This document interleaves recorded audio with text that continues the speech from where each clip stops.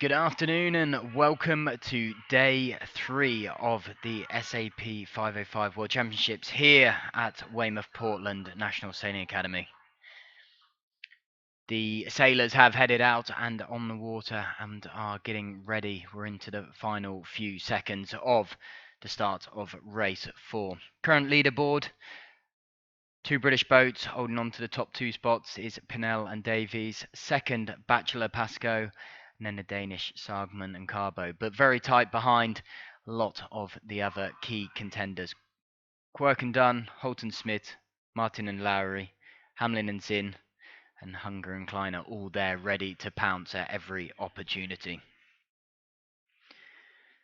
We've had some great racing the last couple of days, some real mixed conditions from a very light wind first day to a much better 16, 17 knots yesterday, which really shook the teams up and has caused them to really think about gear changes. And it's the cream of the crop floating to the top at the moment with good gear changes and getting straight in. So let's fire into this race. We currently have a 9 to 10 knot wind speed from the southwest out in the bay at the moment. And as we can see, the gate boat taking that start. A lot of boats getting in early. And as I say, we can see many of the fleet favouring again that bulk of that right hand side. We saw the wind favouring that right hand side numerous times throughout the racing the last couple of days.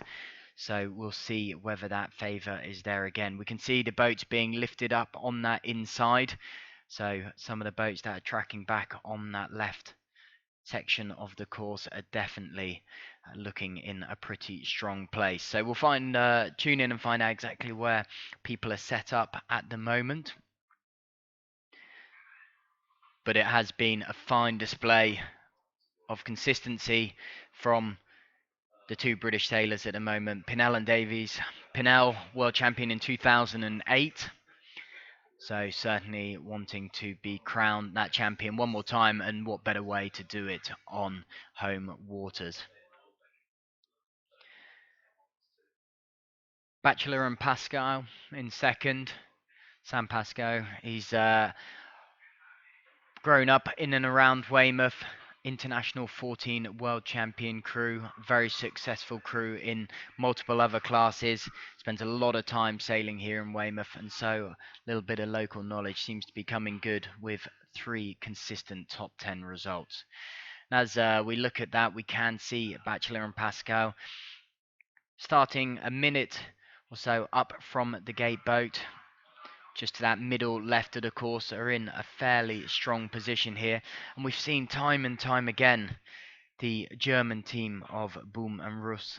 They finished second in the 2013 World Championships. They were out early in that first sort of cluster of boats off that line. And there we see a great start from current overall leaders, Pinnell and Davies. We see they've just got a bow forward of that cluster of boats near them. So in a strong position, they were in the favoured side of being able to take that right-hand shift off that lift. That breeze just increasing a small amount. We are due to see the breeze increase as the day goes on, so they will start in this 10-11 knots wind speed that we've got at the moment, and that's slowly going to dial up through the day. So certainly as we get further through this race and into the second race today, we are going to see much stronger conditions, and that's really going to shake these teams up, and it will be the ones that make those constant adjustments to the rig, to the way they sail. And certainly we're going to see some of the larger crews coming through. Having that extra leverage and weight on the wire is going to make a big difference. So as we highlight several of the key front runners, Bachelor and Pascoe have got some great speed out off that line fairly early on. Sargman and Carbo currently sitting in third position after 3 races. In a great position. So the gate boat, not long now before that gate closes. So the final few boats just trying to get in onto that gate, and that will be all of these boats in from 15 different countries racing race 4, day 3 here of the SAP 5O5 World Championships here in Weymouth, Portland. So, superb start as we're picking out Def, Bachelor and Pascoe, currently looking from the analytics up into second position. They've got great speed over the fleet. We can see them etch out that little bit of a lead now. But there we go, another strong contender and enjoying a bit more of the breeze. Andy Smith and Tim Needham. They had a great start in the pre-Worlds, coming away with the win and also winning the Kilovoka this year, and so we're in great form. But their first day performance in the light conditions, we had very, very marginal 7 to 8 knots of breeze on the race course, and many teams struggled with those light conditions. And Smith and Needham were one team that certainly struggled to find their form on that first day. Bit more of a sensible day, the next one in, and they're now looking to creep up that leaderboard.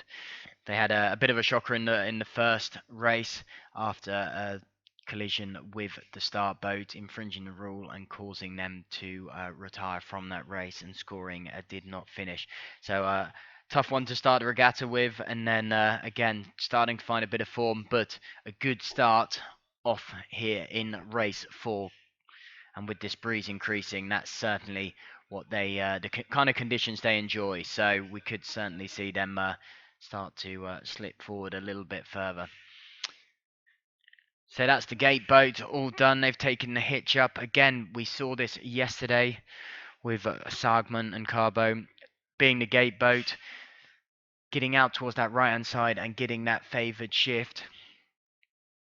And we see Walters and Cram being that gate boat, having that tack and putting them in a fairly strong position again. So actually it can have quite a negative effect of being the gate boat depending on the conditions, but so far it does actually really strengthen your position with these right hand shifts. So again, quite a strong British contingency up towards the front of the fleet. Obviously the leaderboard constantly changing from all the boats just getting off the start line. So as we pan out, we can see the bulk of the fleet, 9% of it on this long starboard tack. As we can see the ley lines running into that windward mark, many of them still sitting quite close to the middle of the line. So even the first boats out of the gate were over towards that right hand side of the course, and so it's been a long starboard leg to be able to get them back in towards the middle of the course, and now we're starting to see those front couple of boats over towards that middle left. So golden rules in strategy is sailing that long tack first, which is what we're seeing many of those boats doing, coming away from that start line, some not even completing a tack yet, and will be down into 1 or 2 tacks before the windward mark. So minimizing maneuvers as well, maximizing the speed, and that's certainly going to put them towards the front of the fleet. So many top contenders fighting it out for this championship. We see that leaderboard chopping and changing endlessly, and with the breeze increasing, we're going to see some of those lead people really come towards the forefront. But as we look down upon that, we see a couple of boats now starting to peel off and make their way back towards the middle of the course. Bachelor and Pascal and Sargman and Carbo definitely favouring at this left side. We see Ian Pennell in the middle of the fleet, just being dragged back, lacking on a little bit of speed compared with the boats around him.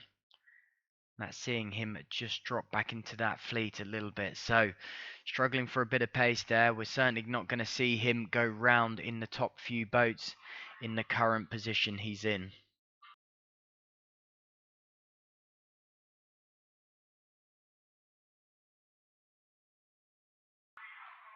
So hearing live from on the water and looking at the wind stats that we have recorded, taken from the marks.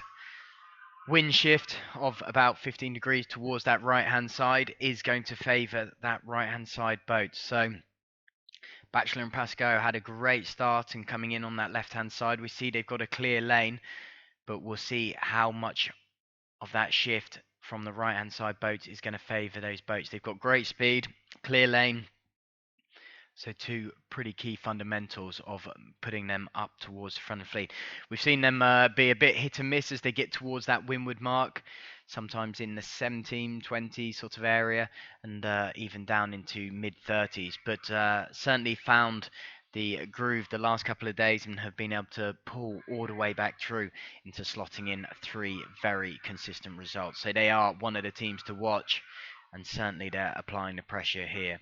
So as the boats start to come towards that top part of the mark, we look at the leaderboard, and it's a bit of a Union Jack write-off from all of these. The first four boats leading in at this mark, a full British contingency. But not far behind the names that you'll all know and know very well from the 505 class. It is Wolfgang Hunger and Julian Kleiner, five-time world champ, two times with Julian, and one of the most successful 505 sailors of all time. He's there in 7th place, poised, waiting to attack. Plenty of this race still to go. Has had a steady start to the regatta. Would have certainly liked to have minimised some of the points that he collected on the first day, but certainly results that could easily be countable. Again, Martin and Larry, the American duo, been sailing very well. They took the race win in the last race of yesterday. Really showed the speed difference. They had a ding-dong battle between Ian Pennell, and it was the Americans that came out on top. So as we see from the graphics there, we've got Smith and Needham leading the charge in that middle part of the course. So again, good speed, but not committing themselves as far to the left-hand side as we're seeing with Batchelor and Pascoe, and even Pinnell and Sargman, both of them all committing towards that left-hand side. So as we get out back up towards this top mark, it certainly looks like Smith and Needham are going to be leading at this round the mark. Good speed across the board for all of those. So all going fairly nicely for them at the moment.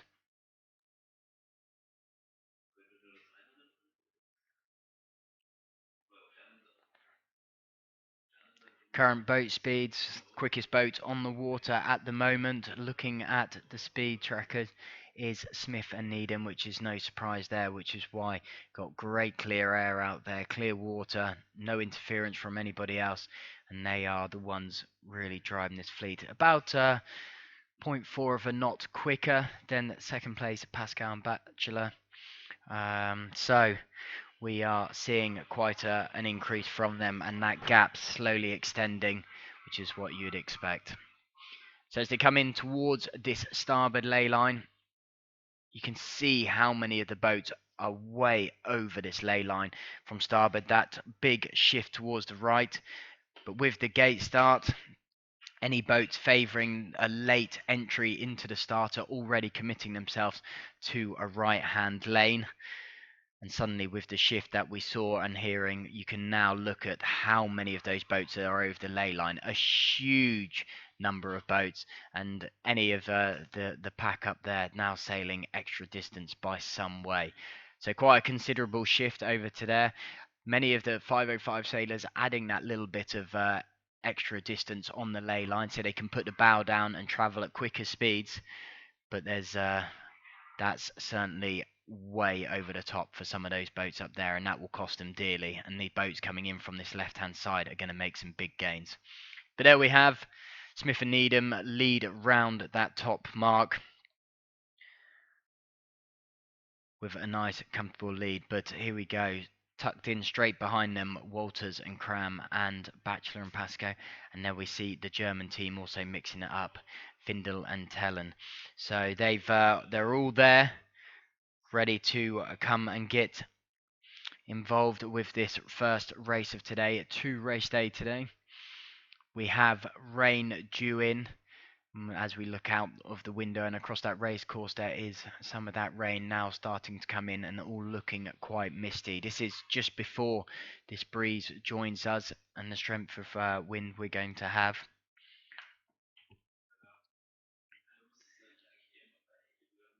But a great start from Smith and Needham there, leading out to over 60-meter lead. So not very much in these class of boats. Boats are very, very fast. And again, we'll now start to see these boats heat up, go a slightly higher line, really generate enough apparent wind to drive that boat down. And one team that we saw running slightly lighter than some of the crews is Batchelor and Pascal. So they were able to get enough speed on but sail a lower line. So we'll keep an eye on them and see how they go. As we look down the fleet and look for some of the main rivals, again we see Pinel down into 21st. So we saw that from the start, lacking a little bit of speed off the middle, but got good speed now. Tactics very switched on.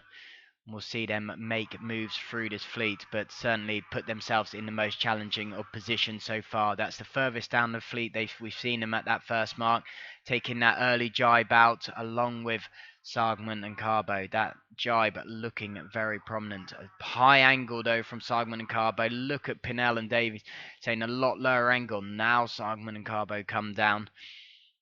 That's lost them a lot of distance against the British boat there. So Pinel and Davis really starting to squeeze that gap on Sargman and Carbo. But that early jibe out to clear their air. We will see how this all works out as they make their way downwind. Again, strong start from many of the British boats. Looking at our course simulation overlay, it is favouring these boats that have jibed off early and then starting to look to want to soak down and then come down at this far left hand side. So Batchelor and Pascal really chasing hard down into, as we see them at the bottom part of our screen here. Just coming up to 17 minutes raced and we're already nearly a third of the way down this downwind leg. So it shows how fast these boats are. Teams working very, very hard and they'll be very physical in this. So again, Batchelor and Pascal sailing a slightly longer distance and not the ideal line that we see. But nice clear air and nobody in there. But a big gain from the German team, Findel and Tellen. But it is Smith and Needham really putting the hammer down. After their win at the pre-Worlds, they're feeling pretty confident coming into this World Championships. A little bit of a shaky start to their regatta with a silly mistake in the first race. But now with this breeze due in and they're enjoying the stronger breeze conditions and they're going to make every use of regaining them, gaining some lower point scores to push them up the table. Double world champion 2007, 2012, Jan Sargman and Jakob Carbo. We see on the far opposite side of the course, so it'll be interesting to see how Sargman and Carbo come out alongside Batchelor and Pascal. Yes, Sargman and Carbo were further back as they went round that mark. But looking at what we can see from our course simulation overlay, it's definitely going to now start that breeze flicking round towards that left hand side a little bit is favouring now Batchelor and Pascal. So even though there was a nice gain from Sargman Carbo, Pinel and Davies and Findel and Tellen by taking that jibe slightly earlier, it's now starting to sit back down on that left hand side. And so we will see Batchelor and Pascal make some quite good gains here with this breeze. There's no one near them, so they've got plenty of distance to be able to sail around. It's in a slightly higher angle now just to generate a bit more power. But we'll be looking to soak down. But look at that lead extending. Smith and Needham just started at 60 metres as they went round that windward mark and now extending well up to nearly 150 metres as a lead.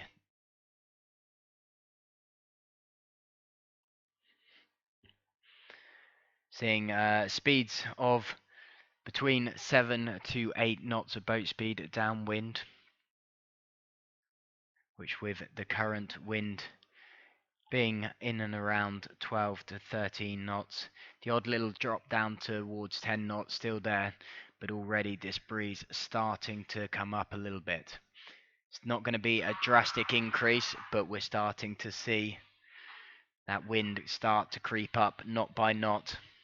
And it had that little bit of a shift round towards that right on that first beat, but it's now just creeping back round towards the left hand side, which, as we said, is going to favour Pascal and Bachelor. So we can see a tight race between Findel and Tellen and Bachelor and Pascal.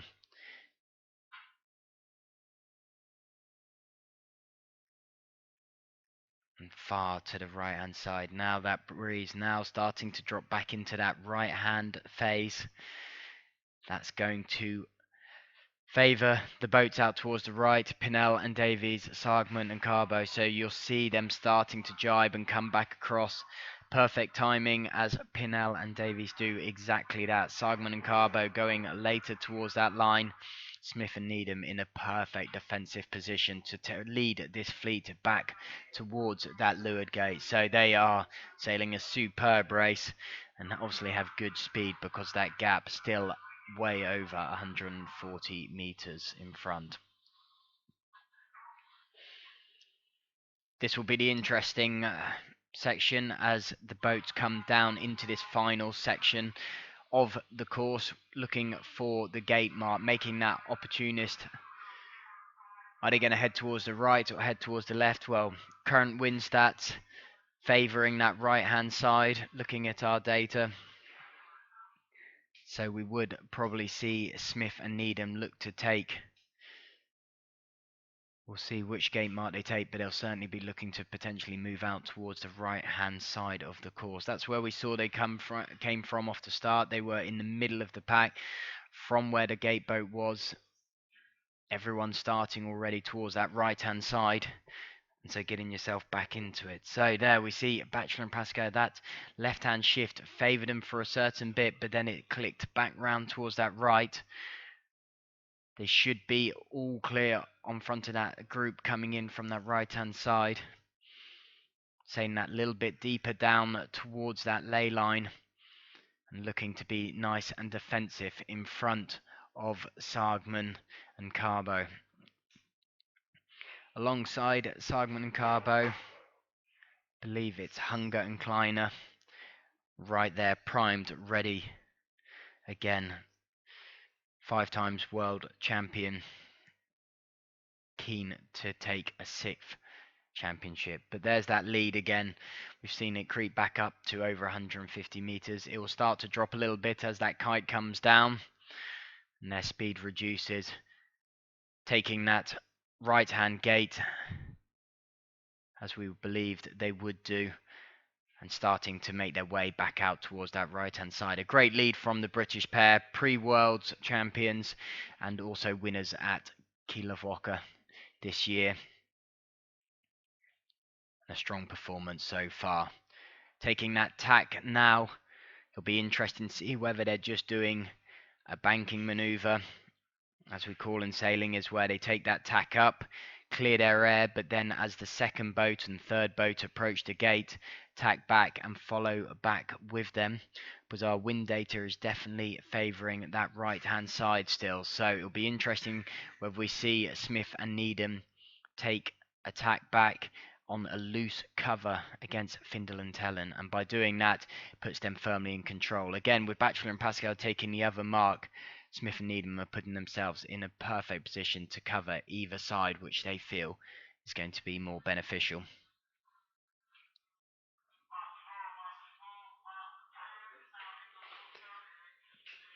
So Findel and Tellen making that towards that right hand side.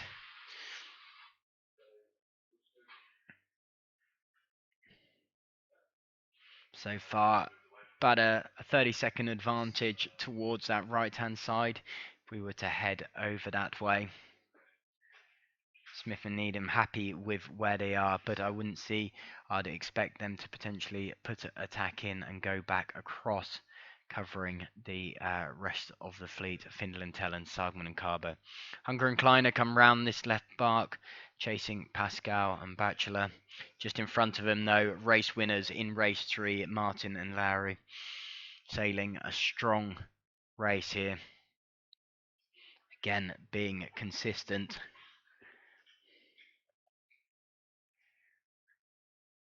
Current leaderboard, if things were to stand like this, we would see a discard stepping in after this race anyway, but we would see Batchelor and Pascal move up into first place. Pinel and Davies still in second.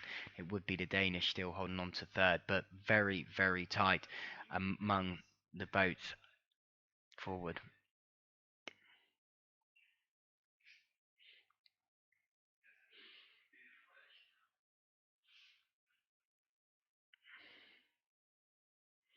So from our wind data again, we're still seeing the wind favouring that right hand side.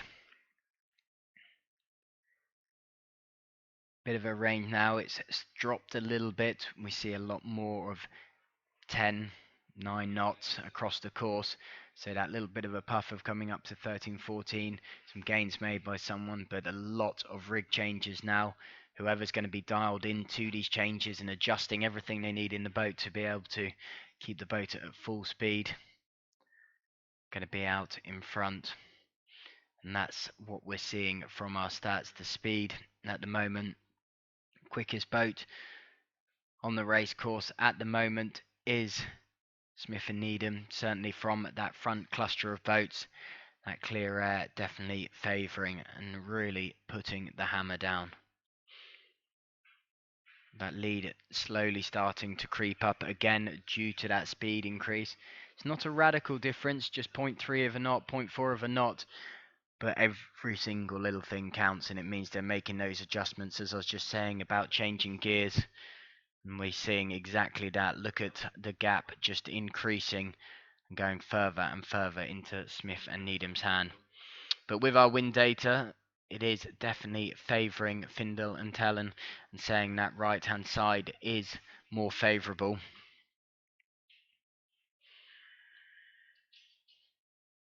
Not a huge difference if they were to take this left hand side, maybe losing out on 30 or 40 seconds, but that could be enough for Findel and Tellen to take an extra jump on Batchelor and Pascal and also get a little bit closer to Smith and Needham. And here we see the tack come in from Findel and Tellen.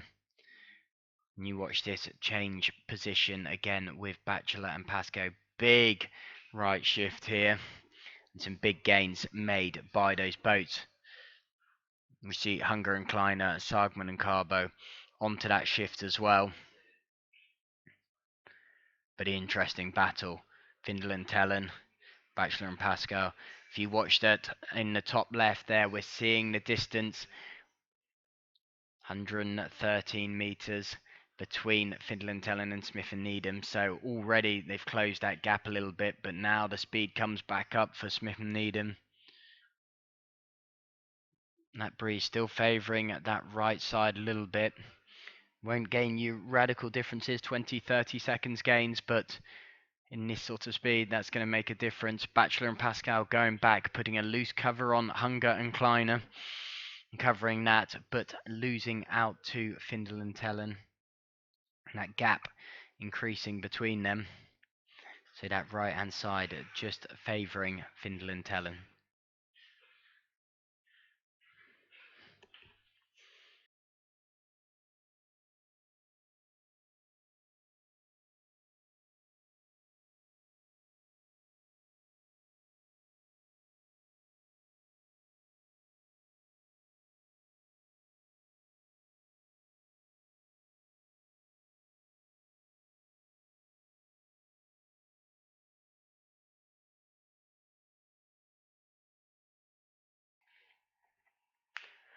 So a great performance so far from the German team Findel and Tellen.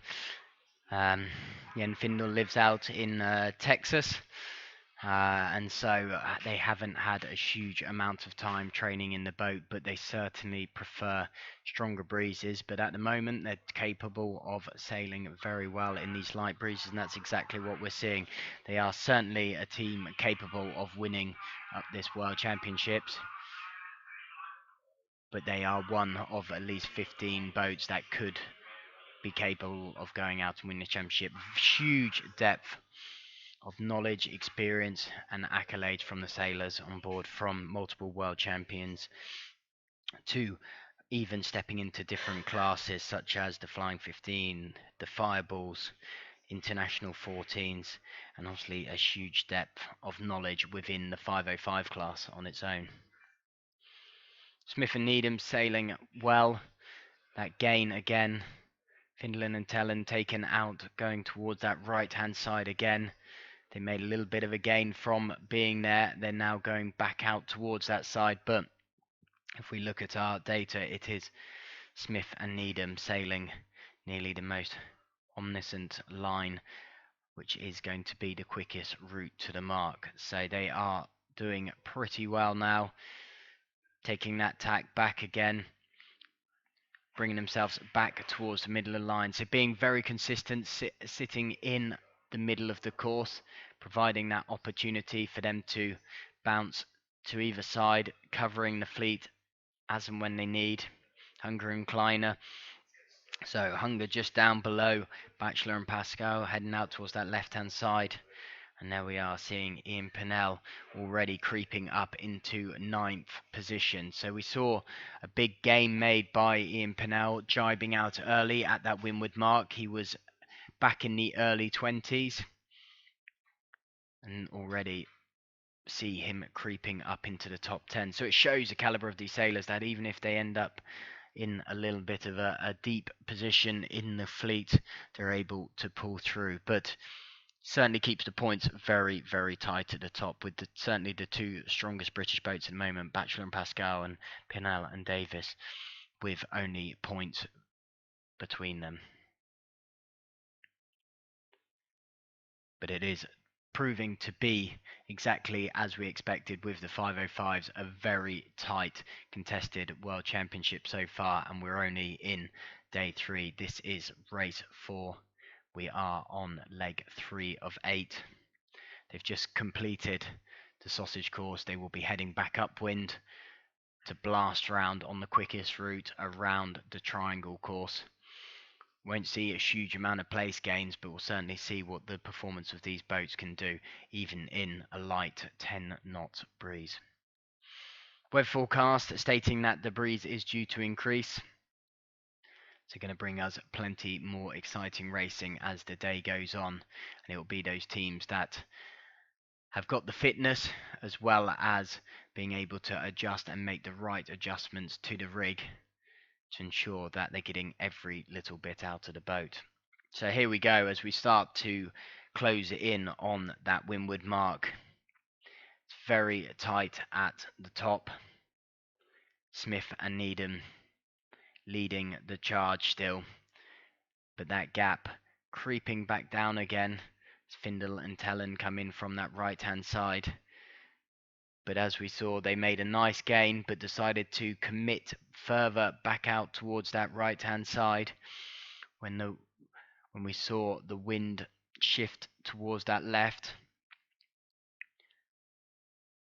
But this race is very, very tight between them. So even deciding to sail completely different sections of the race course, we're seeing only a few meters in between. So the gains very, very small, but a gain's a gain, and that's what they're all looking about doing, making short-term gains to give them a long-term advantage later on.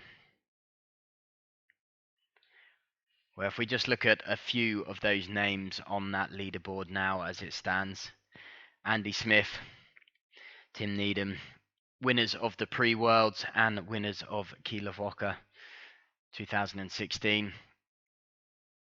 Clearly key contenders to take this World Championship. Batchelor and Pascal, an international 14 crew world champion, huge experience, local knowledge, along with Nathan Batchelor from Ovington. Huge experience from a multitude of different classes, and they've done a huge amount of sailing together, and that's really starting to show. No introductions needed for Hunger Kleiner, 5 times world champion. He's there for obvious reasons. Findel and Tellen, very capable of going out and winning this championship as well. It was going to be interesting to see how they got on in the boat, because they haven't had a massive amount of time in the boat due to Findel spending or living out in the States. Sargman and Carbo, double world champion. Again, fairly obvious reasons to why he is there. Then from the USA, Mike Martin and Adam Lowry. They finished third at the pre-Worlds. They won the last race yesterday, and so really putting the hammer down again. So that's just the first 6 boats. Huge depth through the rest of it. Just having a look down through the fleet at the moment. Just trying to track down Holt and Smith, bouncing around the 12th, 13th mark. So again, struggling to find the exact form they would like at the moment. Obviously a poor start put them in a position of 29th at that windward mark. They made some big gains up into 17th down that last run, and already creeping back up into 12th. So they've done exactly like Ian Pennell and Alex Davies have done. Shows the caliber that they're able to move forward in the fleet, but it's certainly a lot easier to get round that windward mark in one of the top 3, top 5 boats, and be able to play with the clear air and have an opportunity to take some race wins than it is to play catch up. So the big gain there, as we see on our screen, Hunger and Kleiner really found another gear by sailing up towards that left-hand side, sticking with Nathan Batchelor and Pascal, and closing the gap fiercely on them, now down to under 10 meters, but a big gain on top of fellow German sailors Findel and Tellen. But it is Andy Smith who leads the charge round onto leg 4, the first leg of the reach. Boat accelerating up to good speeds as they charge downwind now.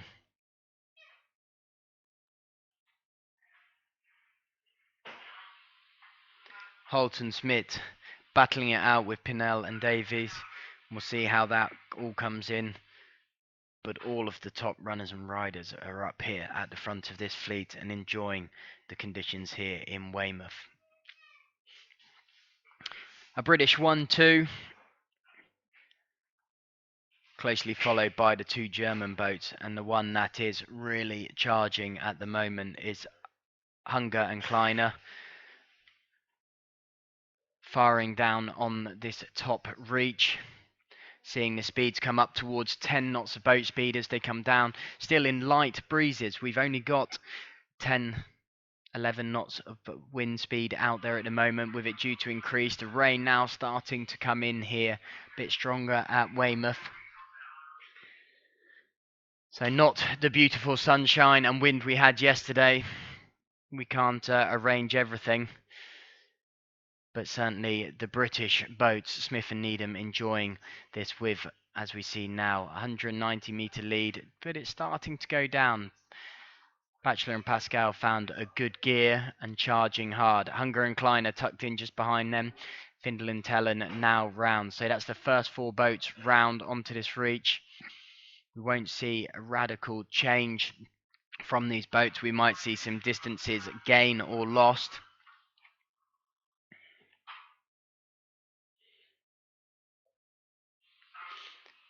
But very, very tight with all of this. Again, the Danish boats enjoying the breeze. Boaten Moller, they're just back in that top 10th position. They were second in the 2012 and 2010 World Championships. So again, another extremely strong team. Another Danish boat. Over the last decade, we've seen 5 countries have really dominated the top spots within the 505s, and that has been the USA, Germany, Denmark, Britain, and Australia. So we're seeing those top teams again fighting it out. Really mixing it up over the last few days. The Irish team, only one Irish boat here is Matthew and James McNichol. They had a good race yesterday. In the yesterday's race and did well. So anyone is capable of jumping up towards the front of the fleet, but having the experience of being able to stay there and keep their position, keep their consistency is where it's all at. And this is the important thing. And this is where we're seeing really the class acts come through. That is Ian Pennell and other names like Hunger and Kleiner, Holt and Smith, all coming down from getting round that windward mark, not in great shapes, but being able to drive themselves forward. So far, all going well and smooth at the front, but it is definitely Batchelor and Pascal really driving hard, and the ones with the speed at the moment. Sailing a much better line towards the rum line as well. We're seeing Smith and Needham take a lot higher line here, and this is going to play into the hands of Batchelor and Pascal. So here we see Batchelor and Pascal yesterday in the breeze. Speaking to them, they're able to soak slightly lower with the light at crew weight, and look, from that nearly 200-meter lead that Smith and Needham had as they come into this mark, it is very, very tight as the two British boats come in towards that mark. Are we going to see a place change? At the moment, inside line, Batchelor and Pascal, but Smith and Needham will have good momentum around this mark. Is it going to be enough to carry them up and around that mark? We will find out. Very, very tight between those boats, but it is Batchelor and Pascal. And again, that speed coming on, that they're able to sail that lower angle. Speaking to Nathan, he is able to, with Pascal being a few kilos lighter than most of the crews, they're able to generate more apparent wind earlier and sail and soak low when it's there. So depending on how tight this reach is here, it's definitely proving favourable to sail slightly higher, charge that boat, get the apparent wind on, and then drive it low. So at the moment, it's paying into the hands of Batchelor and Pascal. And again, a dominant performance so far with where they are on the leaderboard. They haven't dropped out of the top 10 yet. They hold a 3, 9 and 7 in the last 3 races, so the 9th would be their discard currently. And if they take a race win here, which at the moment we're seeing that lead extend, plenty more of the race to go, and anything can happen. But if their results stay as is, this will bump them up onto the top of the leaderboard after race 4, after 4 races completed. So feeling pretty pleased about that, I'm sure. And now look at that lead, just continually extending. They have certainly found the extra gear. Smith and Needham really struggling for pace on this reach. They struggled on that top one, even though they were nearly 200-meter lead. That suddenly disappeared between those first 2 boats. And again, Smith and Needham, we can see in the same sort of position, closing that gap is the German team, Hunger and Kleiner. We can see Ghost-like behind the leaderboard, creeping in there. That gap is getting smaller between them. So Smith and Needham really struggling to find that pace down these reach. They'll be racking their brains to what it is, making any adjustments to the rig, but they certainly need to find another gear. Whichever gear Batchelor and Pascal are in, they've certainly are pretty pleased with this, whether they've hit the NOS button and just taken that advantage. But all we've done is seen them close that gap on Smith and Needham, take that inside line at the jibe mark, and now full throttle down towards that bottom mark. So as we see, sailing that slightly higher angle, that is the optimal angle as we look at our overlay. Sailing slightly higher and then being able to drop down towards that gate. It'll be interesting to see whether we see Bachelor and Pascal take that lower line. They're certainly able to sail slightly lower than Smith and Needham, and that's a perfect graphic there to show exactly that. They've got good speed, the distance increasing, but you can also see the line that they were able to sail.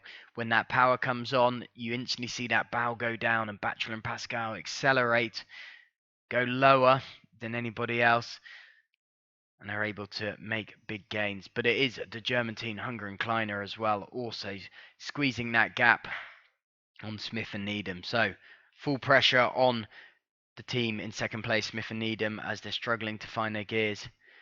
But it is boat one, Bachelor and Pascal, really doing a dominant performance at the front here.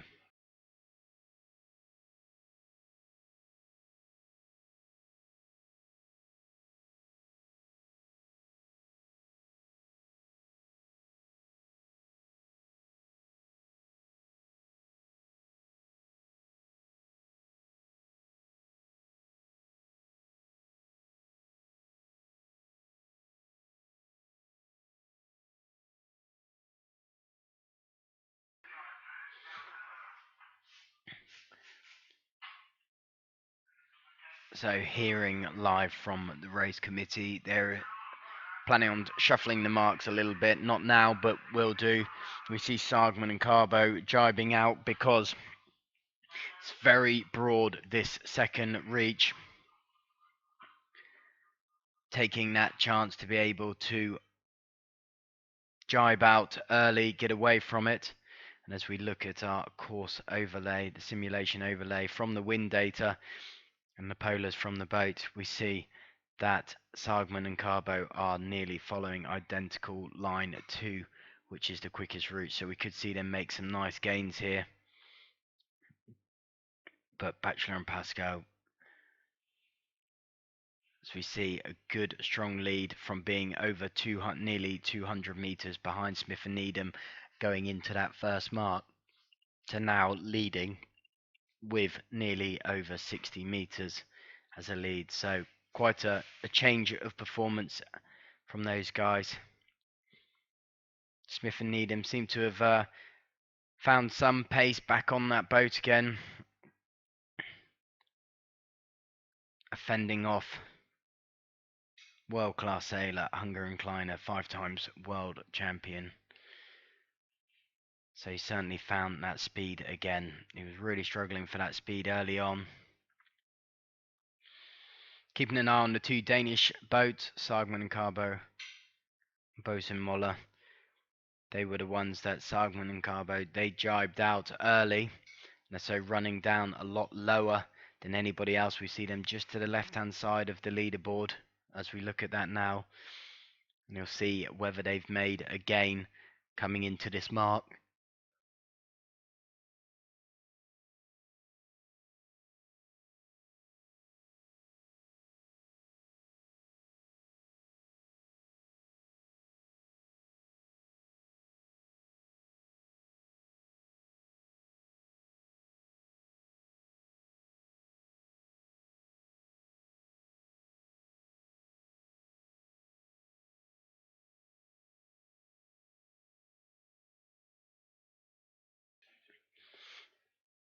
So a split again as they come down towards the gate.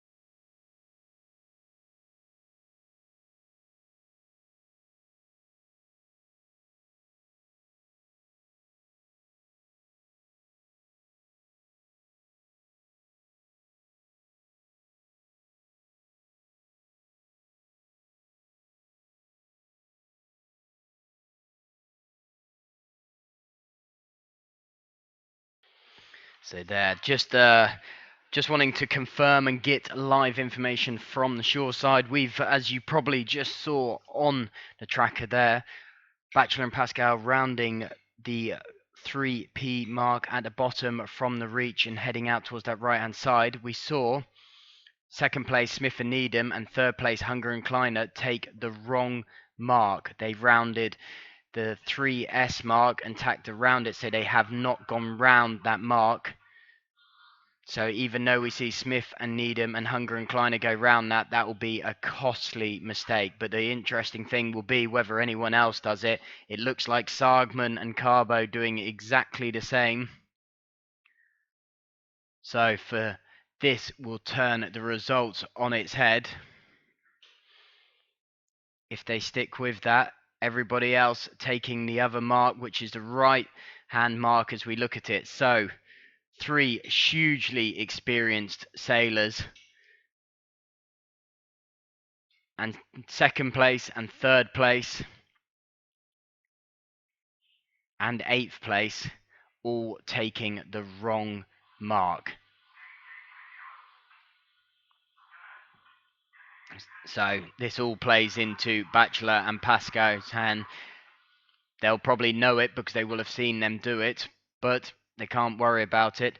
So Bachelor, the next attacking boat to Bachelor and Pasco is going to be 4th place Findle and Tellen, over 250 meters behind. So the breathing space for the British leading pair at the moment. And it'll be interesting to whether Smith and Needham, Hunger and Kleiner and Sargman and Carbo realise they have done this. At the moment they are fully charging upwind, completely oblivious to it, or feel that that's not in contention. Everyone else coming in, but we'll see if anyone else does. So a mistake, we are doing course TL, which is a windward leeward triangle finish course. So we have just come off the second reach, which was leg 5. Rounding, they should round 3p, which is the port hand mark. And instead they've rounded the other mark. All other boats completing that absolutely fine. So a devastating blow for those 3 boats when they cross that finish line and catch up with the results. Hunger and Kleiner certainly are going to be pretty annoyed at themselves, and Smith and Needham. This is the last thing they needed. They had a mistake in the first race, and every single race is hugely costly now. They've made it a high risk regatta. Need to eliminate those mistakes, and certainly could do with a second place, which is where they sit in this race until they find out that they will be disqualified from sailing the wrong course. The wind's starting to creep back up again now. Starting to see these boats liven up, getting up to nearly 8 knots of boat speed. Again, it is Smith and Needham with the quickest speed upwind. We saw that when the breeze was slightly higher early on. Just 0.2 or 0.3 of a knot quicker than the boats close to them.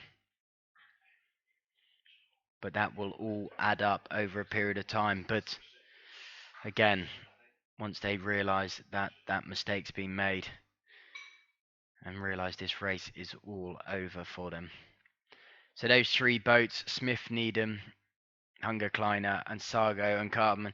There we see Sargman and Carbo are bearing away in the right hand corner. They're heading back downwind. So this is a clear emphasis of what's going on, whether they have decided that they've realised they've gone to the wrong mark and they're committing back down to the mark. We shall find out whether they do that and rejoin and try and scrape through. But that was a very late decision on from the Danish team to commit to going back down towards that mark. Whether they decide to retire from the race and just stop at the bottom, we'll find out. But at the moment, they are charging back downwind through the fleet. That is Sargman and Carbo on that right-hand side have sailed the wrong course. They're charging back down through the fleet, so we can see them, the one boat towards the right-hand side, sailing back through all of the fleet. But the decision to go back and either re-round that mark and rejoin was very late on and very costly.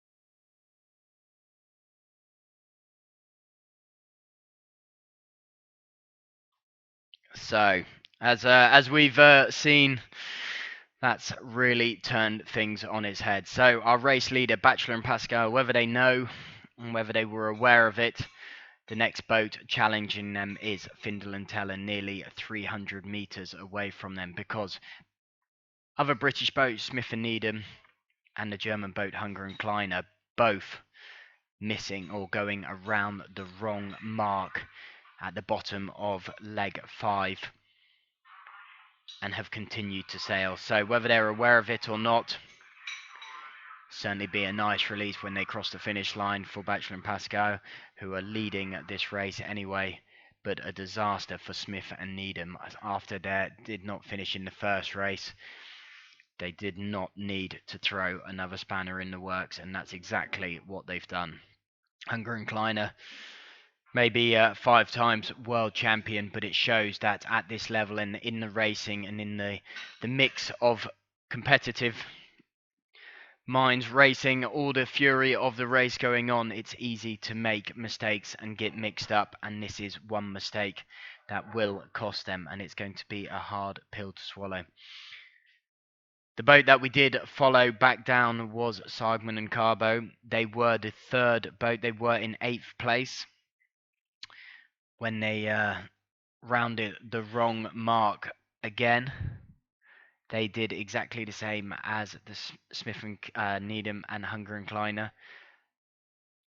They decided halfway up this beat to go back towards that mark. We haven't seen whether they've gone around and decided to get back in towards the race and accept that as a loss, because the likelihood is that could be their worst result of the regatta, or whether they take the tactical choice of retiring from that race and being all set, rested, recovered for the next race, and accepting that was a costly mistake to them. So there we go. It doesn't matter the level of racing, whether it's Olympic class, America's Cup, or world class racing here at SAP 5O5 World Championships. There's still mistakes made out on the course, and the course mistake is a costly one. Steady Eddie, Bachelor and Pascal. 3 top 10 results over the last 3 races and leading race 4 here. If they secure this race win or even stay in the top 2 or 3, their current position will see them bump up into first place on the leaderboard. But sitting pretty comfortable on the leaderboard with 3 results like that, and a 4th, another good solid result, sees their consistency and throws down the gauntlet to many of the other sailors. Yes, the points will change radically due to a discard stepping in with this race. And so it will be the longer term benefit to having those 4 solid results, when some of the other racers have 3 good results and maybe 1 not so strong. So the discard will always keep them back into the pack, but it still applies the pressure that if Bachelor and Pascal were to have a bad result or an incident on the water, they still have the use of their discard when the other boats start to apply pressure. And that's exactly what's happened to Smith and Needham. They're using their discard for race 1 at the moment, and they've just gone and thrown in a maximum point race. So even though we see the battle fiercely at the front between the 2 British boats, Smith and Needham will be exiting this race with disqualified or did not finish anyway due to rounding the wrong mark. But what it does is it keeps the pressure on the top British boat, Batchelor and Pascoe. But some big jumps going to be made here for Pinnell and Davis, Bosun Moller, Holt Smith, Walters Cram, Martin Lowry, and Findle and Tellen, as those two boats will be removed from the results, and you'll see those jump later on. But that will all only happen after the race has finished. So whether it is running through their mind or whether they are still completely blinkers on, focused on that race, we'll find out later. But there we see a constant battle between these two boats as they round that top mark for the last time. It's now a downwind run and then a short reach to the finish that will decide this top spot. So even though this battle's going on at Batchelor and Pascoe, the next boat to them, that is their threat, is Findle and Tellen, which is nearly 300 metres behind, if not gaining further. Wind speed, as we've seen and we expected from the forecast, now increasing up to 15.5 knots there. We've seen gusts of wind speed coming through of 17 knots, so it is on the increase. We're now really starting to see these 505s fly around the course. Great speeds as they approach downwind, and look at the power go down from Smith and Needham. Something seems to not be right with Batchelor and Pascoe. The boat speed drastically different and slowing. Whether there's been a breakage or whether there has been something happened on board, but we can see from the graphic there the difference in boat speed. Batchelor and Pascoe really struggling with something, and just Smith and Needham putting the power down. But again, Batchelor and Pascoe need to get this sorted. The other boats will be making the gain, even though Smith and Needham will be pulled from this race along with Hunger and Kleiner. There's something clearly not right on board the British boat there.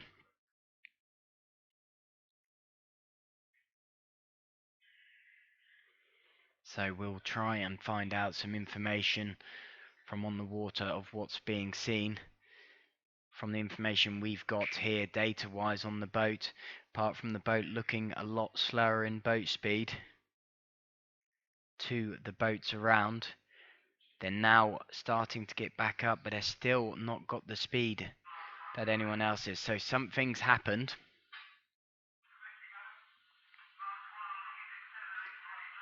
And you can see that's where all of the other boats are chasing down, sailing a lot lower angle to try and reduce at least the distance. But something clearly not right on board the British boat, Batchelor and Pascoe.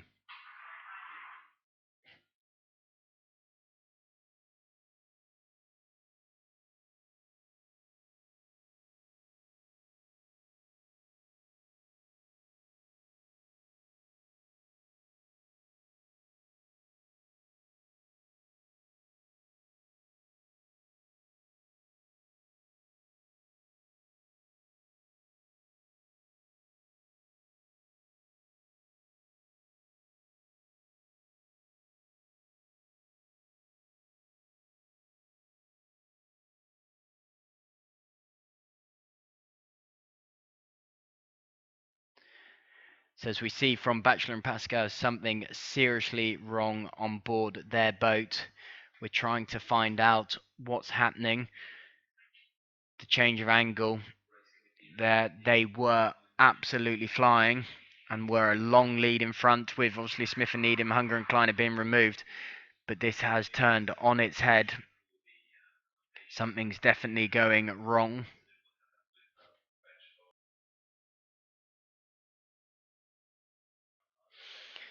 So now the lead being handed to Findle and Tellen, Martin and Lowry as they pass the British team there.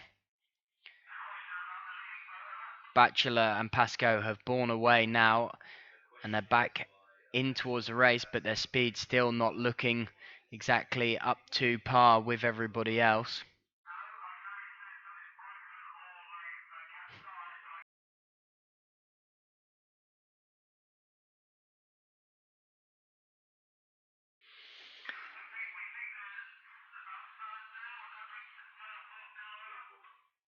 So how we see it at the moment, still trying to get information whether there was a capsize, whether there was a breakage. To be honest, looking at the data and how they slowed, how they've headed upwind, it does look like a breakage, and they're trying to do everything to reduce and get back into the race. They look like they're back into it now, so whatever it was, they're still there, but that has slid them down. The one saving grace they will have, which whether it's crossed their mind as we've talked about, is Smith and Needham will be removed from this race, as well as Hunger and Kleiner. So even though they sit in 5th position, Batchelor and Pascoe, that will still be a 3rd place to them. So even though it would have been nice for a race win, it's about nursing these boats and getting them towards the finish line.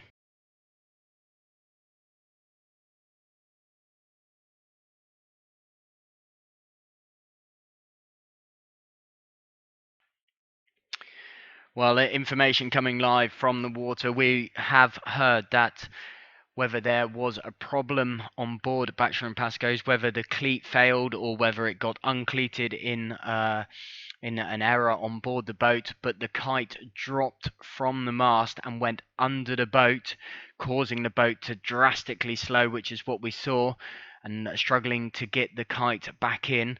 And that's exactly why we saw the boat head up towards the wind and try and reduce to be able to get that kite back in.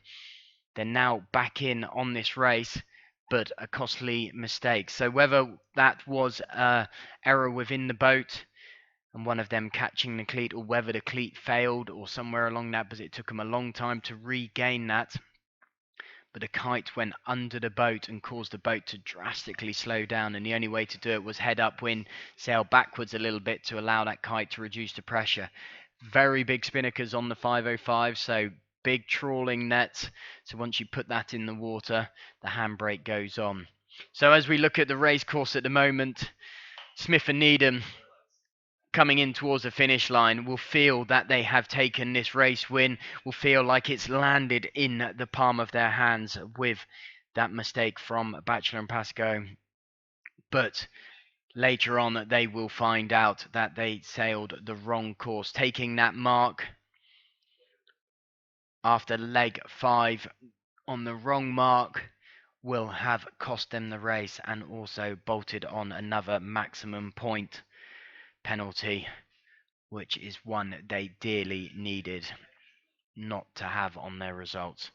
And again, second place here as we look at it, Hunger and Kleiner, the German team, in the same position, coming down towards the gate mark, again will be handed exactly the same penalty as Smith and Needham. They also sailed the wrong course. And so as we look at the leaderboard, it is the Americans, Martin and Lowry, holding in first place, Findel and Tellen in 4th.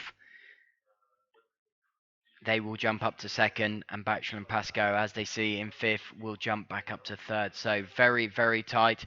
The race is on between Martin and Lowry, Findel and Tellen, Batchelor and Pascoe, and just back from them, Holton Smith and Pinland Davies. So we've seen a big charge from both of those guys. They were quite deep at that first mark, and now already up into the top 7 again. So it shows the consistency.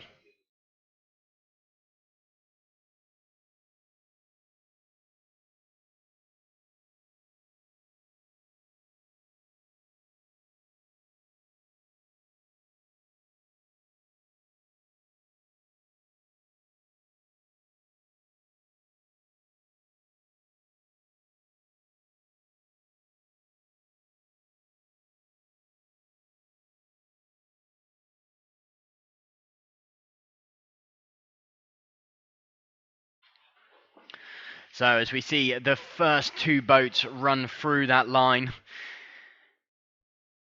whether it has sunk in the error or whether they still believe that race has gone to the British team, Andy Smith and Tim Needham, and Hunger and Kleiner going across the line there. So those first 2 boats, whether they stop now, they'll have a break, take on some food, take on some water, get set for this second race, make the rig changes as this breeze is starting to increase.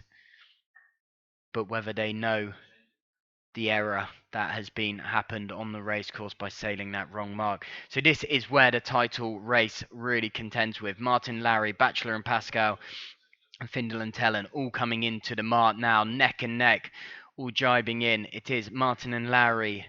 They were the race winners yesterday in the second race. In the only race yesterday. And now going in for another bullet here.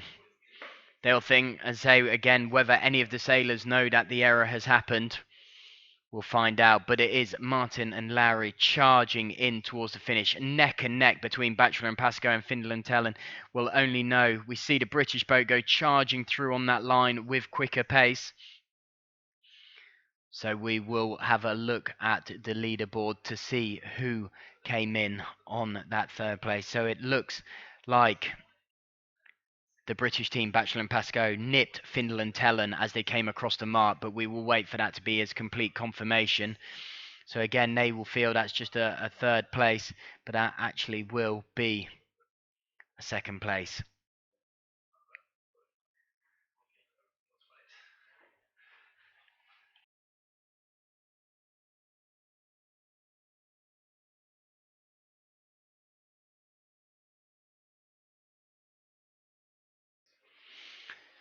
So quite a big shake up there as we look at that.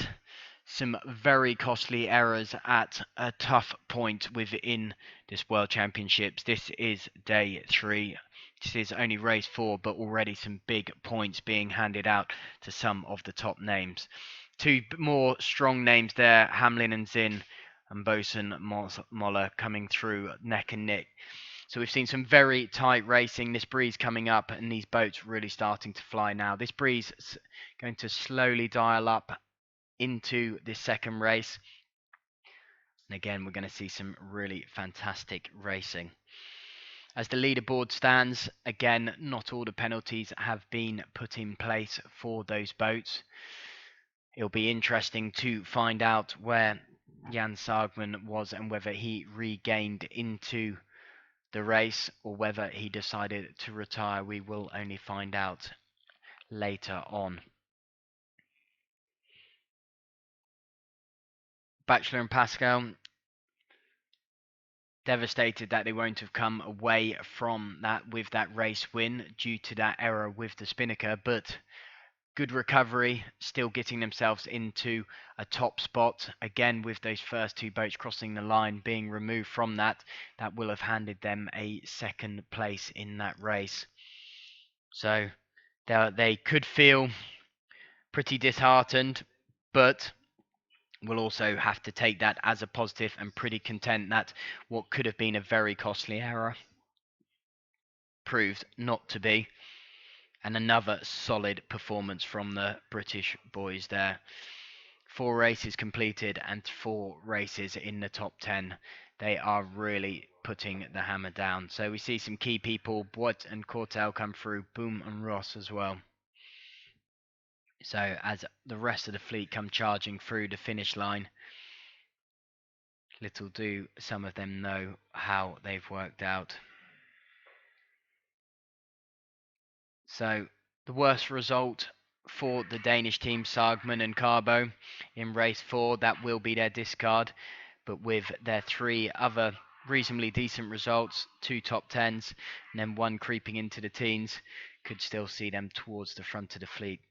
Holt and Smith, they were the people that really put the charge down, were way back in the fleet at the first mark, and have pulled all the way through into those top few places. Again, we have them finished in 6th, but that is without the removal of a couple of those boats, so that result will only get better for them. Pinnell and Davies in the same situation. Everybody in the fleet will jump up those couple of places, but it is still a strong contendency of those 2 British boats at the front of the fleet. As it looks, Hunger and Klein are still in that 3rd place, but that will quickly see them removed from that with that penalty being applied in race 4. We'll slide them back down. So it will be 2 British boats at the front of the fleet.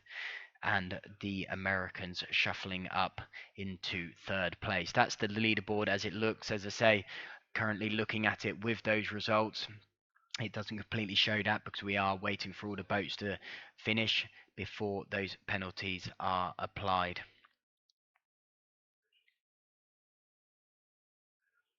So as the rest of the boats come in towards the finish line, all of them will be enjoying the breeze that there is at the moment. There, Mark Upton Brown and Mitchell coming round won't be pleased with that result. They had a good result yesterday, were first up at the Windward in the race yesterday and then held on for a top 3 result. So they'll be disappointed with the race today. Certainly looking for a little bit more breeze again. So coming in here, Kevin Cameron and Sam Heritage. They have been previous Australian national champs. So again, will be pretty frustrated with that result. Would have been looking to go better. And this is what we're seeing, but it's easy to throw in some worse races due to the current conditions and the level among this fleet. A mistake proves very costly in the same way as the incidents with the start marks and even penalty turns. We saw a penalty turn taken from Holton Smith on the first race where they were up in the top 5 and they took a penalty turn, and by the time the penalty turn was done they were back down into mid 40s. So it shows how quickly a race can unfold and how quickly a penalty can knock you back down the ranks. So as these last boats come across the finish line, we'll watch the graphics as they come through. I'll go for a short break and we'll be bringing you race number 5, the second race of today, very shortly. Once all of the boats have crossed the line, the recovery process starts, food, drink, relaxing, but instantly putting and engaging what they need to be doing for this next race. The breeze back up to, as we see, 12, 14 knots. There has been gusts of 17 knots coming in and the breeze is due to increase. So alterations to the rig and setup is going to be critical for these teams. But we'll leave you to enjoy the visual graphics as these boats come in through the finish. Have a look at some of the data that we have collected here through the SAP Analytics. Again, a couple of the boats still, their results need to be changed, but as we said, once the race is all finished, those penalties will be applied. But fantastic racing here at the SAP 505 World Championships in Weymouth, Portland. That is race number 4 complete. Race 5 shortly going to be underway as we make our way into the halfway mark of this World Championships.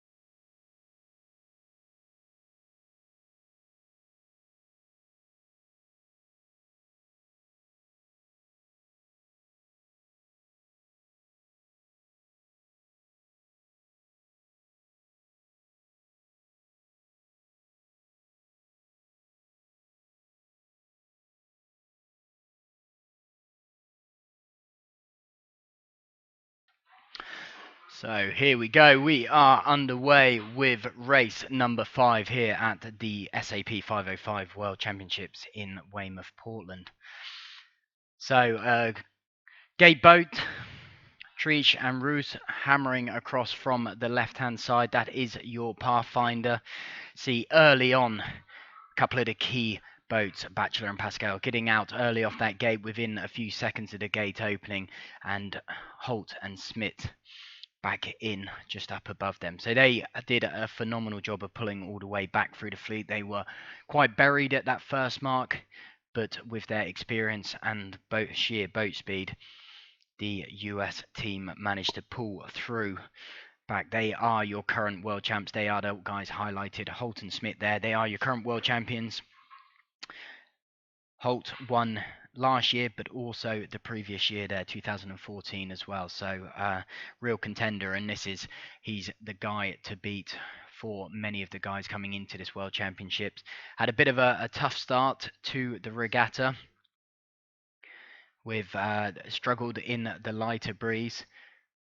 So we have seen a bit more of a shake-up from those boats. The British boats on home waters really settling in very quickly to the conditions and the variable conditions that we've had over the last 3 days. And the guys at the top of the table, we have Pinnell and Davies and Bachelor and Pascoe. Those are the two top contenders at the moment. Sargman and Carbo, they are still very much in contention, but with an error in that last race, that cost them quite dearly to put up some serious amount of points on the board. That is their discard, so at the moment it still sits them pretty comfortably on the leaderboard, up in that top few boats. So still plenty of races to go.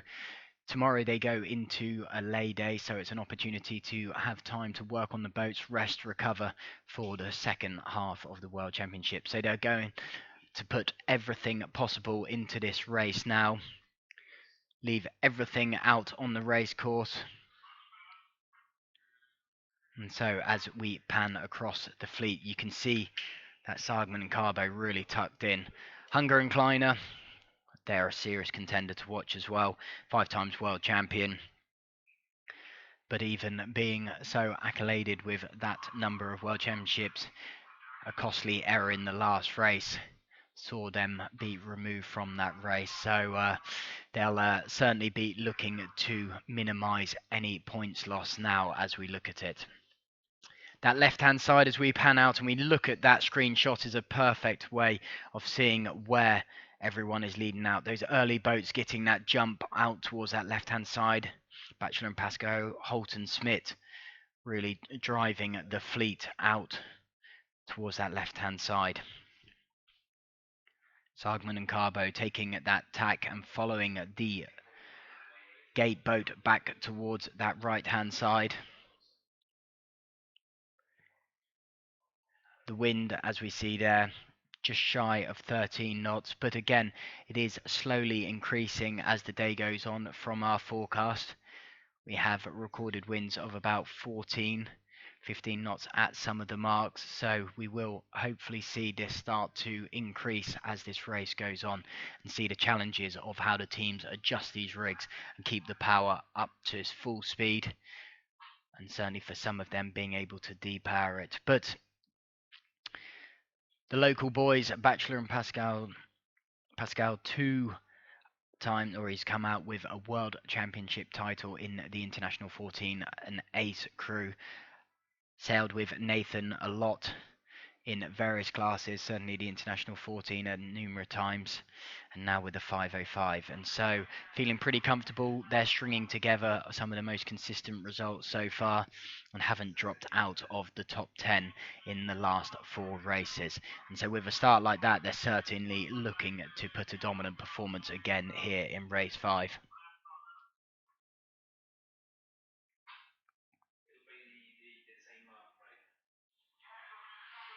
So we see nice little bit of a split. Boats early that came very early off the line. Hoffman, Bull and Bull. They were charging early out of that gate over towards this left-hand side. They finished 4th at the German Nationals. So again, a strong team from Denmark now attacking and looking to make their way back across towards the fleet. Considering as they all started off that gate boat, they have been sailing a slightly lower angle, so that means them to allow the boat to sail a quicker speed, but not as close to their windward mark. So we are constantly looking for what we called VMG, which is velocity made good, which is a combination of going as quickly as possible, but also holding the best height possible and sailing the shortest distance. So we can't sail directly to the windward mark, so they have to do this zigzag tack, but the closer you can sail a tighter angle to that, the better, but you'll also reduce the speed. The further away from that you're able to sail, the quicker you go, but obviously sailing greater distance. So finding that perfect happy medium is what a lot of the teams are doing. And looking at Hoffman and Bull there, we're sailing a lot lower angle to Bachelor and Pascal. So even though they've just taken their tack up now, they were sailing a slightly higher angle. So now we see these boats from this left-hand side start to come back towards the middle of the fleet. So as we see, many of the lead names getting out early from that gate boat. We're only at just over 7 minutes into this race. They're already halfway up towards the windward mark, getting into the final third. Now in the left-hand side of the screen, we can start to see that ley line. And as that windward mark, they will be charging up, and that's when we'll start to really see them pull together. But the two Danish boats, Hoffman, Bull, and Bosun Moller, they're the ones to keep an eye on. Bosun Moller, Jorgen, and Jacob, they were second in the 2012 and 2010 championships. Never been the winner, so always been the bridesmaid, and they're certainly looking to change that, but they would be very happy with finishing on the podium here in Weymouth.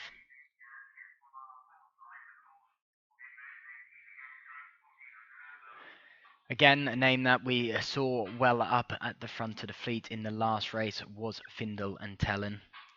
Findel lives out in Texas, and so hasn't had the time in the boat together, but a very dominant team and certainly capable of coming away with a championship win. So they've certainly kept themselves mixed in, and with a fourth in the last race, and now seeing them up in this front few again, they're looking to capitalize on having those minimal points with this better breeze, put themselves in the best opportunity to attack as they go into the second part of the week.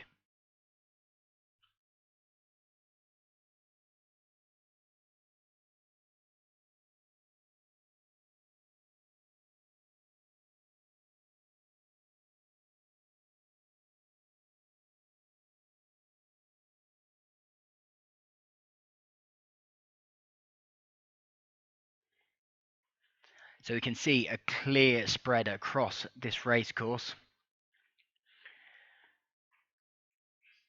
with our simulation overlay. It's certainly showing that an early right shift was favourable at that first part of the beat, but then favouring towards the left-hand side as they enter the final third of the course. So we will see boats such as Hoffman and Bull there in the middle, and Bachelor and Pascal on a fairly strong position as they enter this final third of the beat.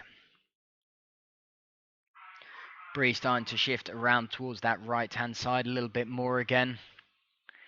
So as we find this wind just starts to die down a little bit, down to 11.5 knots. It seems this breeze moves right a little bit. Then when that strength of wind comes up, it settles down, but in a little bit further towards that left-hand side. So really interesting from the wind stats that we've got. Fairly similar from the top end of the course to the bottom end of the course. So again, it's down to power, speed, and certainly down within this racing at the moment with not as shifty conditions as you could have in some of the locations. It's all down to speed, clear air, and getting a clear lane. And as we see there, the Danish team of Hoffman, Bull and Bull really starting to drive this boat into the middle of the course to give them the most maximum options to be able to attack the left-hand side or the right.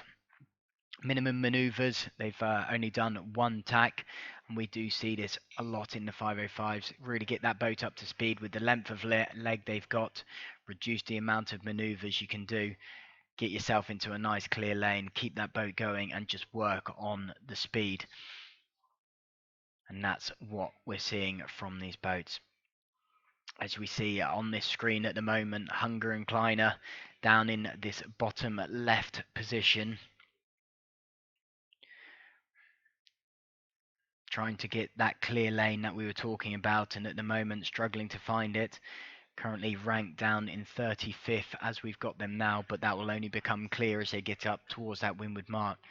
So far been a very tough regatta for the German pair there. We're looking to step in and be a bit stronger as they came into this race. Hugely talented and one of the most successful 505 sailors. So we certainly don't write them off. And even though they were quite deep at that first windward mark in the last race, they pulled through and sailed well. But then due to a mistake and sailing the wrong course, that has thrown them a large number of points to carry in this regatta.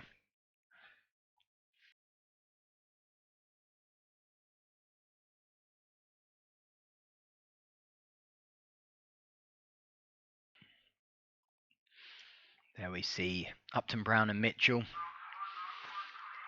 They were lurking around in the results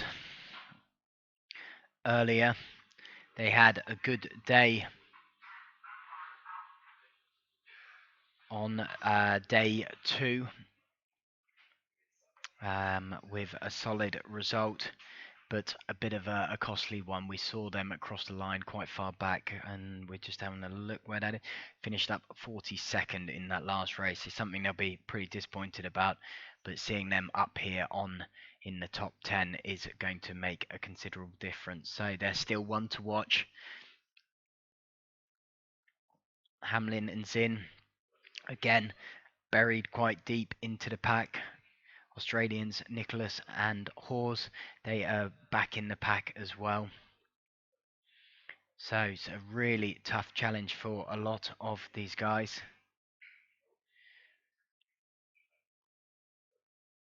So we're now starting to see that breeze as it drops light. We're seeing that the most optimum way around this race course at the moment is for themselves on that right hand side, which is where we're now starting to see Bachelor and Pascal in the middle, suffering with a little bit of speed there compared with the boats in and around them. The boats on the left are all looking okay with clear lane, but until these boats come in from the right, we'll only see Pinnell and Davis high on that line. But we can see quite far over that line, so they'll be going for maximum speed. And a big punchy call from Hunger and Kleiner heading out hard towards that left-hand side as we look at it. Boat speeds with these variable conditions, we're seeing anything from about 6 up to 7.5 knots upwind. So we're certainly looking for this wind to increase to really show the performance of these boats.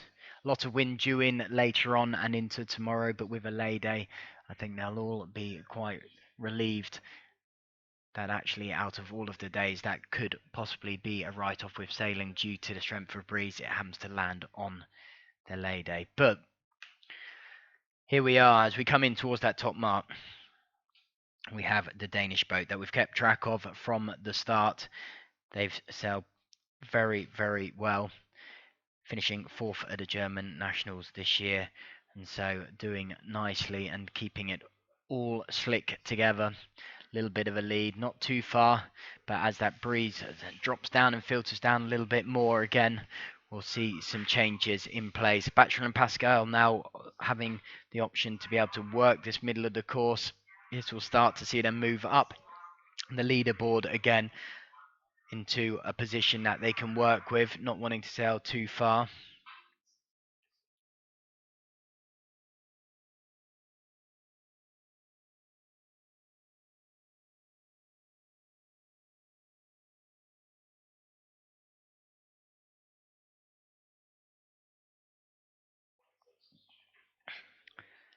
So we're just finding and realigning the tracker on the mark at the moment. There's been a change of mark course, so as we see from these boats,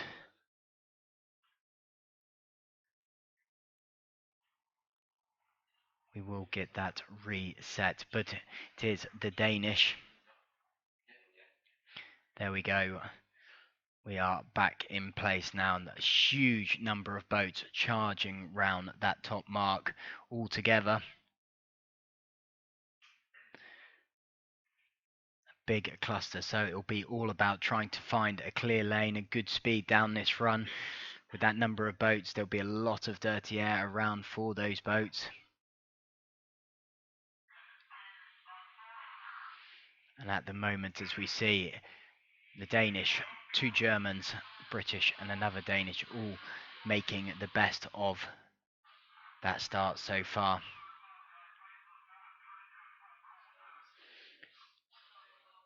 Good speeds downwind, that lead staying fairly consistent at only 23-24 meter gap.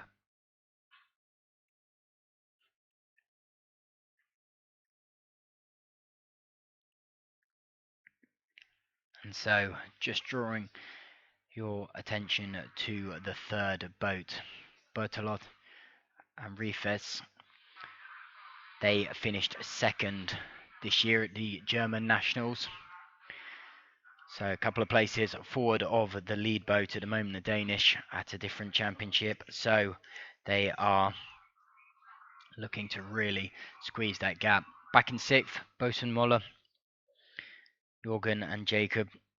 So not only finishing second in the 2012-2010 World Championships, also Olympic Flying Dutchman medalists. So some phenomenal caliber of people out on the water. So here we see again Ian Pennell deciding to go for that early jibe. We've seen him play that strategy numerous times on this course. Lots of breathing space away from the fleet, giving him that option to be able to clear his air, sail the course he wants. And looking at the wind data that we have, he is sailing a more optimum course than the boat sailing out towards that left-hand side. That will certainly give him a small gain on those boats. Nothing significant, up to 20-30 seconds, but that 20-30 second run could easily be a big gain. So we focus there. Mark Upton Brown really charging down the middle of the course again.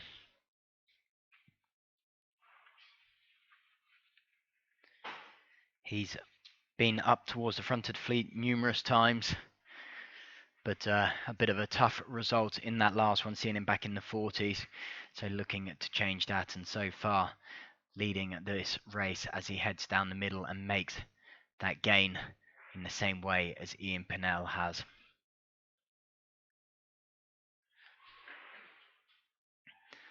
So as we look and pan out across the whole fleet, we can see a lot of the boats favouring this left-hand side to middle to left track.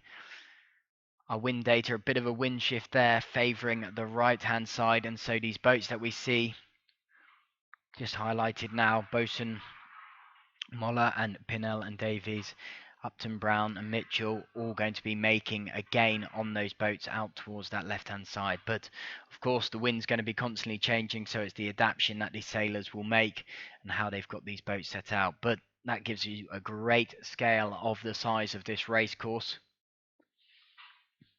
And with these boats being separated from one side to the other.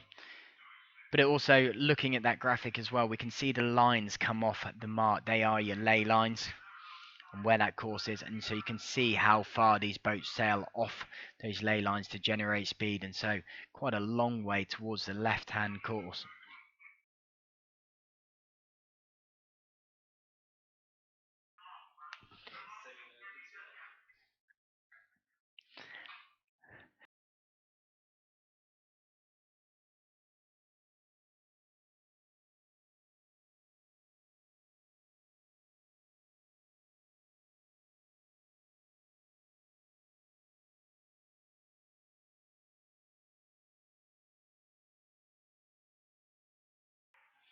So there, as we expand out, you can, on the analytics, be able to click on a central line and see that, but this gives us a perfect example of where that center of the course is. So many boats heading towards that left-hand side and favoring that left-hand side, but it is the British team, Upton Brown and Mitchell, making their way more down at the middle of the course, giving them the options to come back across.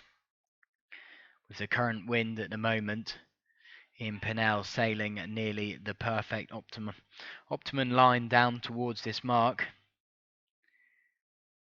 but sailing a higher angle to try and generate speed, but we'll see how that pans out for him.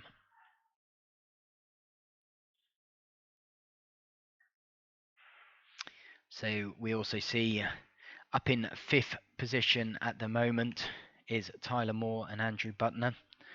They finished 6th at Kielewaka 2016.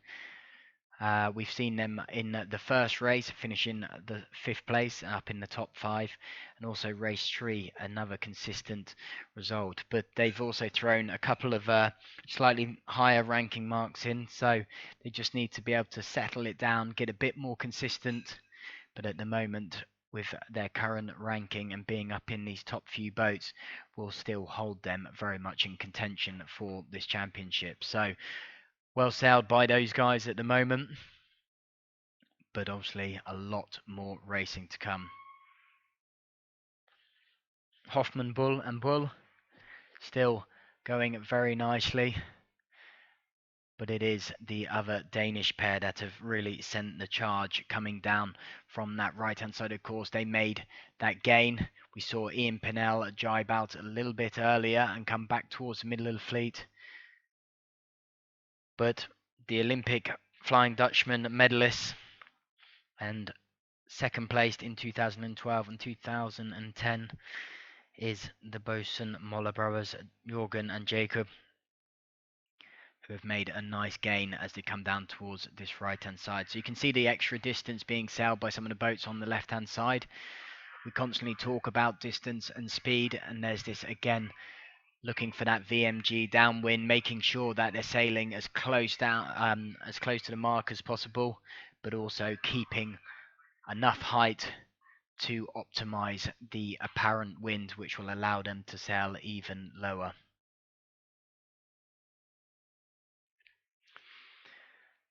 Again, consistent as ever, sailing a very solid tactical race is Batchelor and Pascal. So they so far have been throwing the gauntlet down at everybody.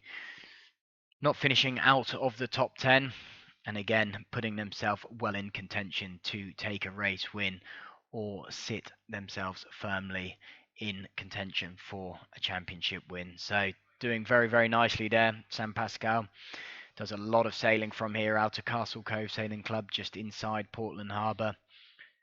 International 14 World Champion crew. Very experienced and obviously making some very good calls on board. So good team set up there as they make their way down leg 2 of 8.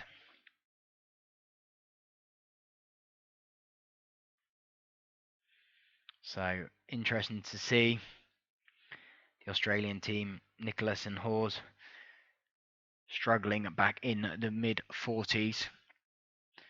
We'll see them, I'm sure, start to move through the fleet, but tough place to be. Another Aussie duo who we've seen a lot of over the first couple of days. Quirk and Dunn winning and taking the first race here at the SAP 5O5 World Championships in Weymouth. They took race 1, but today's proving all sorts of challenge for them with a 51st in the last race, and now somewhere in the 30s and fighting their way through. So huge caliber across the fleet. A lot of very, very experienced sailors and talented sailors, and so the smallest mistake or smallest error doesn't just prove losing one boat or two boats. It can be anything up to 20, 30, even 40 boats, and so we see big changes within the fleets.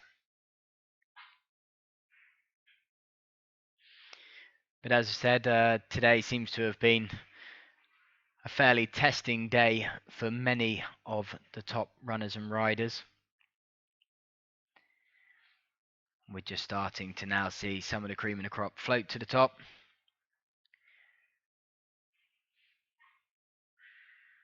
And it's all proving pretty tough for some boats.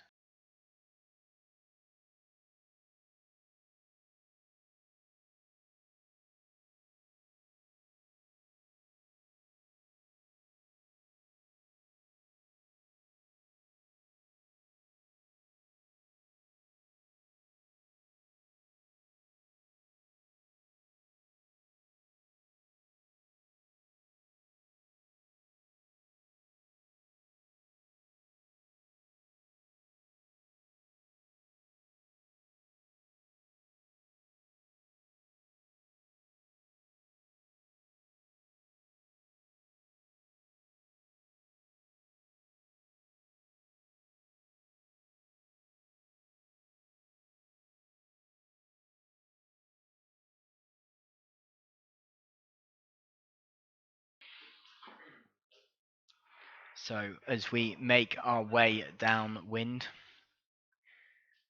it's being very tightly contested by these lead boats. Just bear with us a little bit on the internet connection here in Portland. It's obviously enjoying the rainy conditions, and so it's just paused with us at the moment, but as soon as we catch up, we'll continue to bring you the live coverage. But at the front of the fleet, some key names and some people that were really battling it out on the top part of the course. So a tough race at the moment. But as soon as we catch back up with the rest of the fleet, we will just come back to you very shortly. So apologies for this, and we'll go to a break and we'll come back very shortly.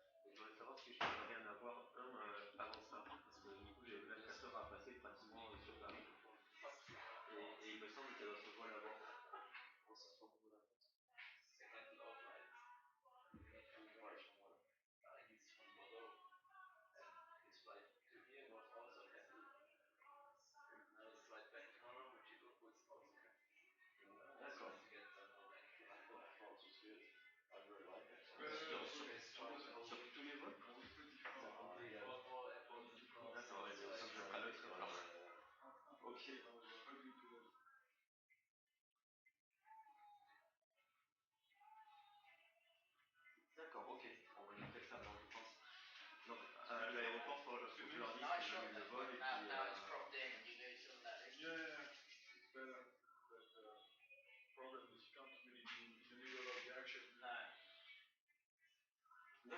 Too many boats for that.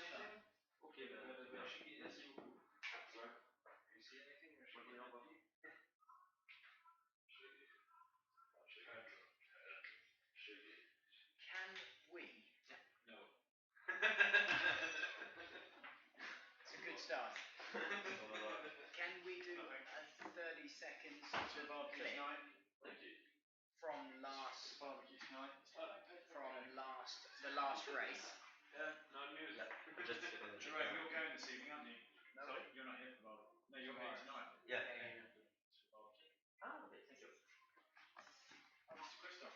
So, What we want to do is do like roughly about a 30-second sort of clip. When we look at it, what we do of Bachelor and Pascal. So the British team.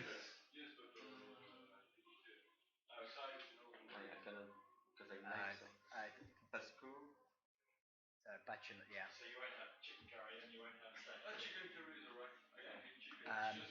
And when they were leading the race on leg, so it would have been leg 6. Would you like fried steak or chicken? I have no more leg in this.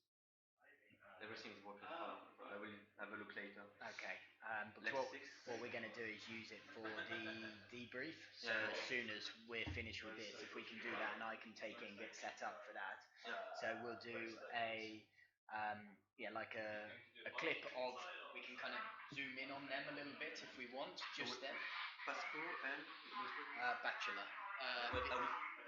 So just the same boat, one boat, but we can be reasonably close to the boat, but also we can then zoom out a little bit, or you can be reasonably zoomed out. It can just be one view, to be honest.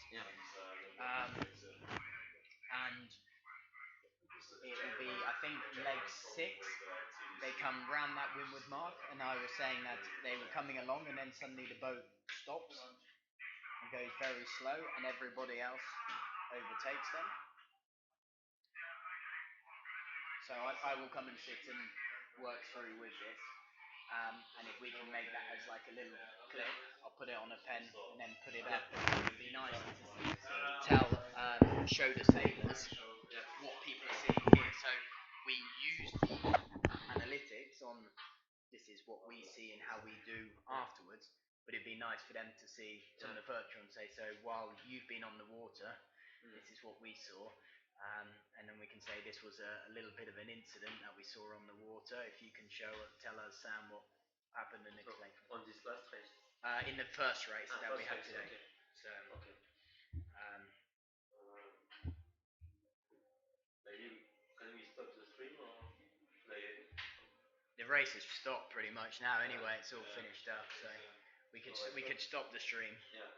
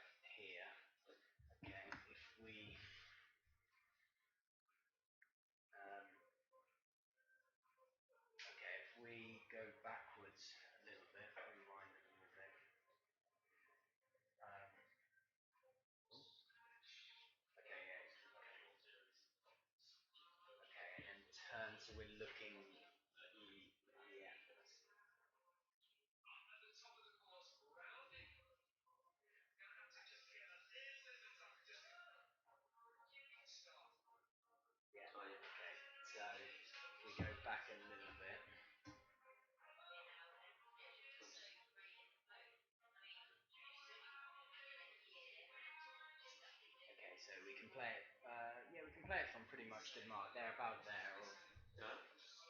about there. Yeah, so just after the mark. Yeah. Okay. Okay, so if we start there, so I can say this is what we all saw. You should have the speakers. Yeah. Yeah. I will put. Right, okay. Because then we can sit there saying, right, well, this is what we were watching. Everyone was on shore, going along nicely. Then suddenly the boat radically slows. This boat, I can choose the speed of the thing. it can stay at a steady speed, like not, yeah, to keep it at a steady speed because it should happen all over about 30 seconds anyway. That's the boat. Yeah. Perfect. Okay, so we see that, and then suddenly.